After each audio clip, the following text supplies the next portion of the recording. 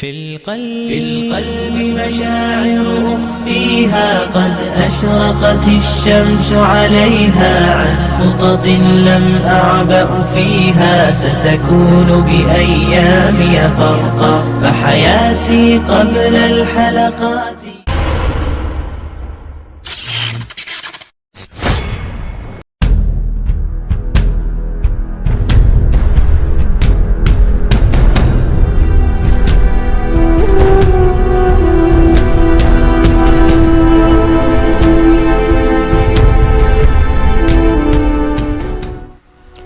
Assalamualaikum warahmatullahi wabarakatuh.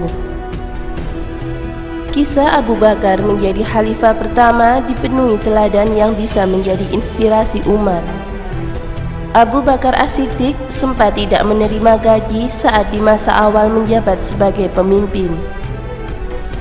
Pemimpin yang terkenal karismatik tersebut tidak protes, malah baru ingat dirinya tak digaji saat mendengar perkataan istrinya. Abu Bakar As-Siddiq dikisahkan bertanya kepada istrinya, "Apakah ada yang bisa dikonsumsi untuk sarapan?" Habibah, sang istri, menjawab jujur terkait kondisi keuangan rumah tangganya. "Tidak ada apa-apa lagi yang dimakan, wahai suamiku," kata Habibah, istri Abu Bakar As-Siddiq. Abu Bakar baru ingat dia tak sempat berdagang karena harus menyelesaikan banyak urusan umat. Jika tidak berdagang, yang merupakan mata pencariannya, Abu Bakar tak punya pendapatan. Padahal dia juga harus bertanggung jawab pada perekonomian keluarga. Pagi itu, Abu Bakar akhirnya berangkat ke pasar demi memenuhi kebutuhan ekonomi keluarga. Sejak hijrah ke Madinah, Abu Bakar As-Siddiq berjualan baju dan kurma di pasar untuk memenuhi kebutuhan keluarga. Abu Bakar yang keluar rumah sejak pagi untuk berdagang tidak bisa ditemui warga. Hal ini menimbulkan kekecewaan hingga mereka mengadu pada Umar bin Khattab yang berjanji akan meneruskan pada Abu Bakar As-Siddiq. Saat akhirnya bertemu, Umar mengatakan, Abu Bakar tak layak lagi berdagang di pasar karena kewajiban utamanya sekarang adalah umat.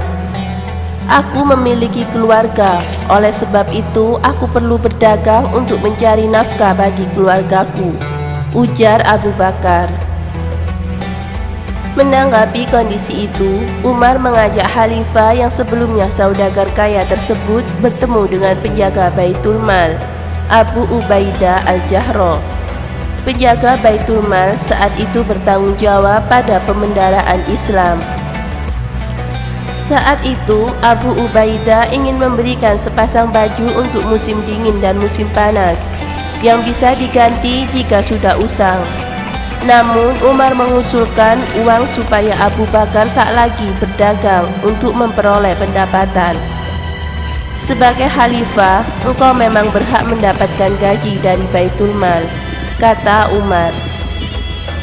Usul Umar disetujui Abu Ubaidah dan Abu Bakar, asal tidak menimbulkan fitnah di kalangan umat Islam dan masyarakat umum. Umar awalnya mengusulkan gaji sebesar 500 dirham per bulan atau 6.000 dirham setahun. Usul Umar ditolak Abu Bakar yang nilai gajinya tersebut terlalu besar. Sejak saat itu, Abu Bakar As-Siddiq menerima gaji dari Baitul Mal, sehingga tak perlu lagi berdagang untuk memenuhi kebutuhan ekonomi keluarga. Waktunya dihabiskan untuk menyelesaikan masalah umat dan tegaknya Islam. Kepemimpinan Abu Bakar memang berlangsung singkat, hanya sekitar 2,5 tahun. Namun, umat telah mencatat sebagai pemimpin yang jujur, sederhana, lembut, dan bijak. Putihnya hati khalifah serupa dengan visi Abu Bakar yang kerap digambarkan berkulit cerah, berambut tebal, dengan tubuh yang kurus. Kekayaan Abu Bakar As-Siddiq mencapai 40.000 dirham saat masih menjadi saudagar kaya. Namun kekayaan Abu Bakar digunakan sepenuhnya untuk umat hingga tidak meninggalkan harta untuk keluarga selepas dirinya meninggal. Sama seperti khalifah yang lainnya, perang di zaman Abu Bakar juga menjadi salah satu yang terbesar dalam sejarah Islam. Abu Bakar menjadi komandan dalam perang Riddah melawan mereka-mereka yang ingkar pada Allah Subhanahu wa taala. Kemenangan dan berbagai karakter unggul tak menjadikan dirinya tinggi hati, hingga kisah singkat Abu Bakar As-Siddiq selalu menjadi teladan bagi umat Islam sekarang. Wallahu a'lam bishawab.